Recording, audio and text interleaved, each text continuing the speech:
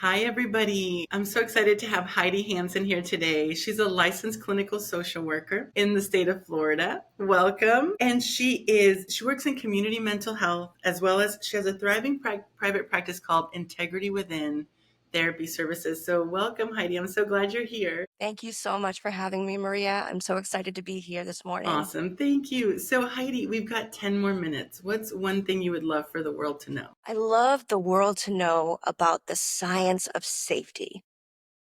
That's what I would love to talk about Perfect. Yeah. today. Tell me. Yeah.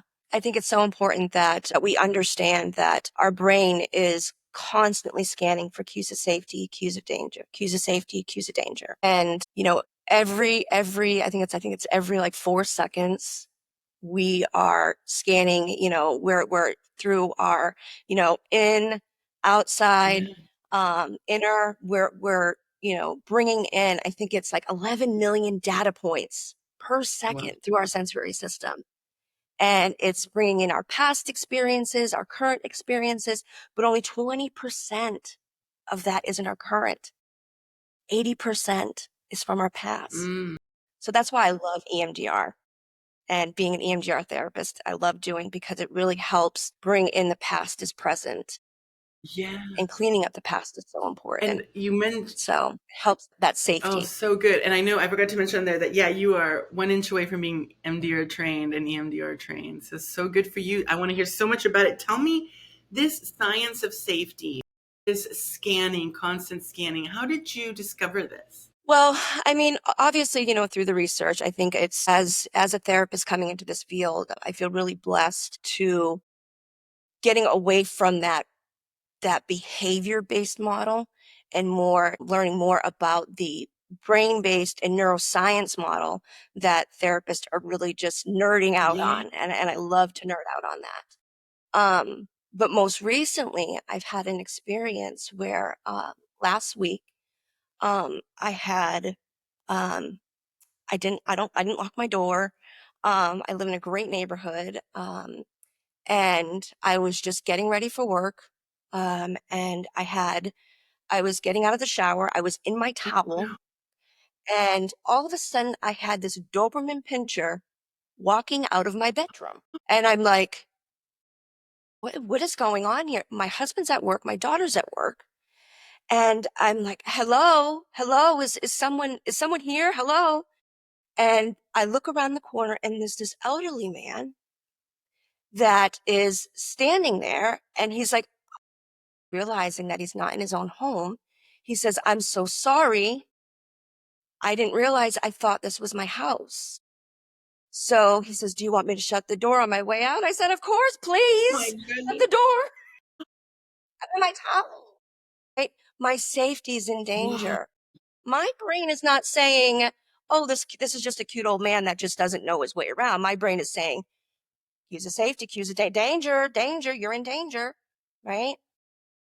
And so I ended up getting on my clothes really quick, and, then coming out of my bathroom, and he's still there. He's trying to get his dog, his this big Doberman pinscher. Cutest thing, was not harmless at all. And then I tried to help him get his harness back Yeah. on, and my little Chihuahua is just sniffing, going, great guard dog, Oscar, right? That's his name. So, I ushered him out, got him outside, but I was left with, I had like 15 minutes until my next Wow. client. I didn't even have time to decompress. I went to my next client, went to my next client. And by my third client, Maria, it hit me like a ton of bricks. My sense of language went offline. Wow. I just tears. It took almost 3 sessions for me to like say, wait a second, this just happened to me. And as a therapist, I should have realized that I should not have been seeing Yeah, yeah, clients, yeah. No, yeah. but I just kept Yeah. going. I just kept going. It's like that adrenaline, And like, then I talked to my supervisor, and they were like, no, Heidi, yeah. you don't need to be, you don't need to be giving therapy right now. You need to take some time. Wow. And it's like, take the time or your body will tell you to take the time. So fascinating because it's even like we all talk a lot about safety and sense of safety, but I love how there's actually a science to it. And when you experience it in something like that, like, thank goodness it was not actually a dangerous situation, but it reads it's totally dangerous to your mind and body. And even, I'm a synergetic play therapy certified, and we talk a lot about how even when I hear the story, I get activated in my cortisol and my amygdala.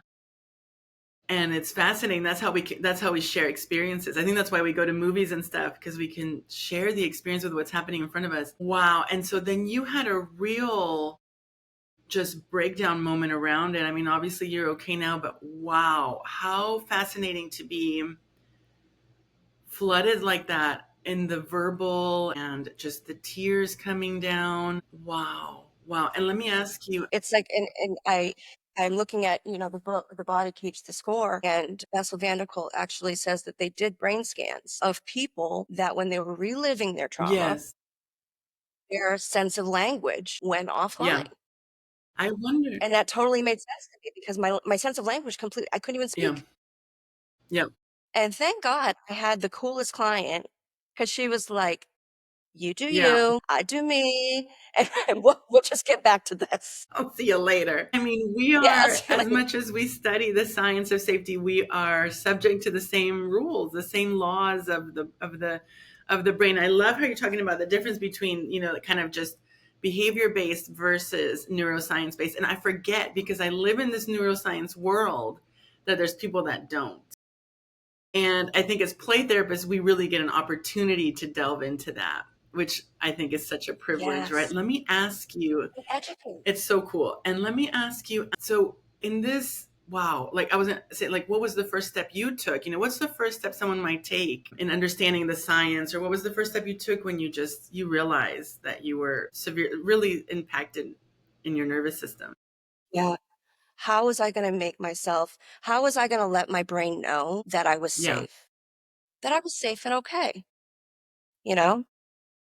Resource, Okay. I'm safe Yeah. and okay. Yeah. Do some bilateral Yeah. stimulation, Yeah. right? Safe and okay, you know? I ended up meeting his wife because I did end up, calling the police to make sure that it was well Yeah. documented, because I'm new to the neighborhood. They are too. Mhm. And he was an older gentleman, and it was innocent situation, but it was medically related, without going too much into it. But she wouldn't even have known if I didn't take those steps to call the Yeah. police and do a well check. Yeah. So, I met her. So that was able to help my brain know that it's safe and Yeah. okay. Pet the dog, Yes. Yes. met the dog, pet the dog, So good. let my brain know safe and Yeah. okay. It's almost like that exposure therapy. Yeah. That exposure therapy to just let it know that it's safe and okay. And I took the next day off from work. Yeah. Yeah. Yeah. We are not immune as therapists. We are not immune to this for sure. And Yeah. yeah, it gives us so much I like what compassion. Lisa Dion says. She says, we're human first. We're human first. Hmm. So crazy.